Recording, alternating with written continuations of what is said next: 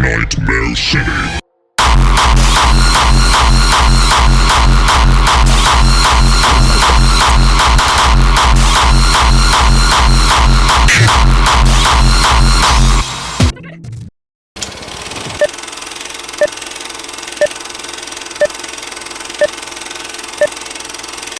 Sistema músculo-esquelético. Sustentação, movimento, proteção. Essas são as principais funções desse complexo sistema que une a força pulsante das fibras à solidez silenciosa do esqueleto.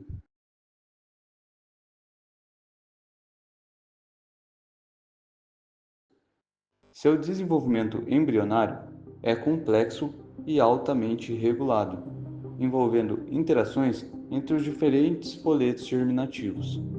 Compreender esse processo é fundamental para entender a origem de diversas malformações congênitas que irão afetar ossos, cartilagens e músculos. O sistema músculo-esquelético tem origem predominante no mesoderma, embora receba contribuições importantes do ectoderma, especialmente das células da crista neural. Dentro do mesoderma, o mesoderma paraxial se segmenta em sômitos, que são unidades repetidas ao longo do eixo embrionário. Cada sômito se diferencia em 3 regiões principais: o esclerótomo, o miótomo e o dermátomo. O esclerótomo migra ao redor do tubo neural e da notocorda, formando o esqueleto axial, incluindo vértebras e costelas. Já o miótomo origina a musculatura esquelética, enquanto o dermátomo contribui para a formação da derme, especialmente nas áreas correspondentes aos seus níveis segmentares. Além do mesoderma paraxial, o mesoderma lateral também tem papel fundamental. A porção somática dessa lâmina lateral dá origem aos ossos e cartilagens dos membros, bem como as cinturas escapular e pélvica, que conectam os membros ao tronco. Paralelamente, as células da crista neural, derivadas do ectoderma, migram para regiões específicas da cabeça e da face, e participam da formação de partes do crânio e de diversas cartilagens faciais, desempenhando um papel essencial na organização das estruturas craniofaciais. Embora o endoderma não contribua diretamente com tecidos musculoesqueléticos, ele exerce influência importante durante o desenvolvimento, ao fornecer sinais moleculares que orientam a organização e o padrão corporal.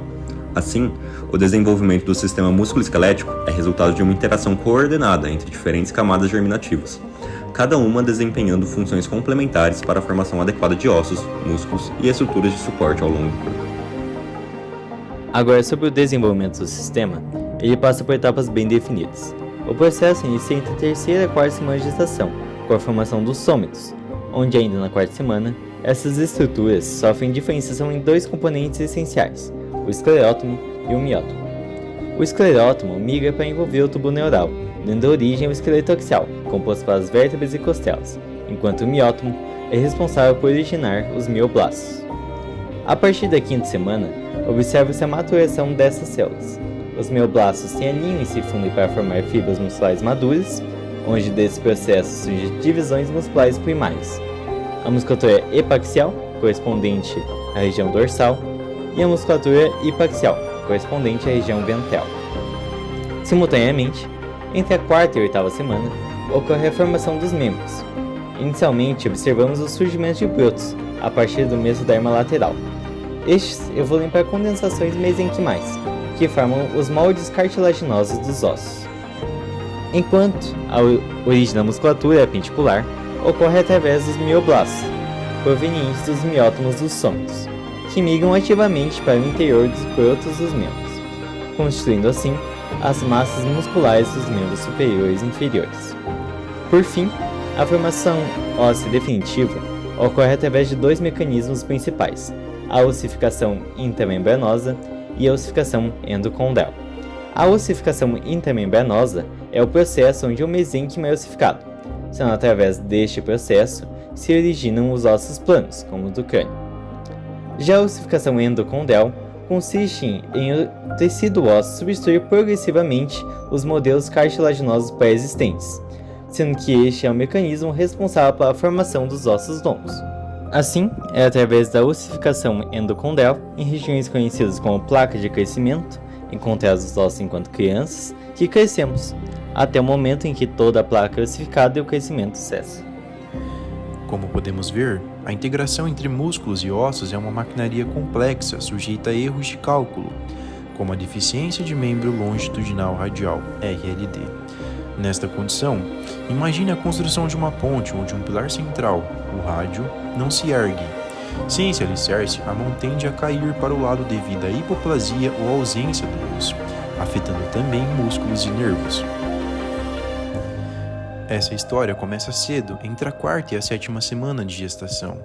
A RLD ocorre como uma falha de comunicação entre o arquiteto e os operários celulares. As vias de sinalização no mesoderma lateral são interrompidas, impedindo a construção correta do eixo radial. A condição, no entanto, raramente caminha sozinha, sugerindo falhas sistêmicas nos caminhos de desenvolvimento. Ela frequentemente integra síndromes como a TAR e Rolf-Oran, mostrando que a falha de sinalização atinge múltiplas estruturas vitais. O desfecho, porém, é sobre resiliência e função. A medicina intervém com engenhosidade através da cirurgia de centralização, que é quando apoiamos a mão na una, e da notável policização, transformando o indicador em polegar. No fim, a RLD ilustra os caminhos inesperados da biologia frente à incrível capacidade de adaptação do corpo humano.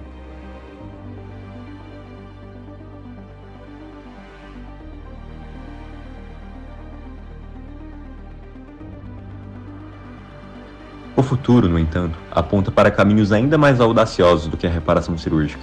Na fronteira da medicina regenerativa, investiga-se hoje o papel da bioeletricidade celular. A ideia de que, manipulando os potenciais elétricos das células, podemos reativar o mapa embrionário dos adultos. O objetivo é induzir o próprio corpo a regenerar estruturas complexas, recrutando as mesmas instruções que organizaram o mesoderma durante a gestação. Simultaneamente, a fusão com o sintético torna-se real.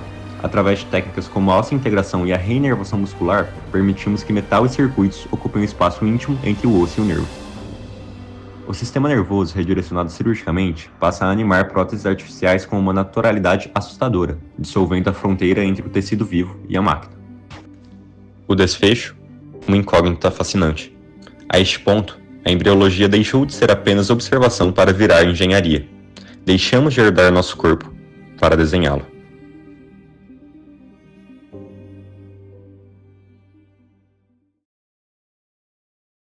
And then you have transhumanism, which is an extension of that. And transhumanism means the idea of making this into a philosophical program where enhancement technologies are actually central to our program for life. So we want to then, in transhumanism, use enhancement technologies to make not just better humans technologically, to even go beyond that, to make post-humans, humans who will be, according to transhumanist philosophy, will have their minds downloaded into computers and will live in this sort of digitized age, and they'll become immortal because they will be free of their present bodies. That's the kind of transhumanist, slightly wacky kind of idea, I have to say.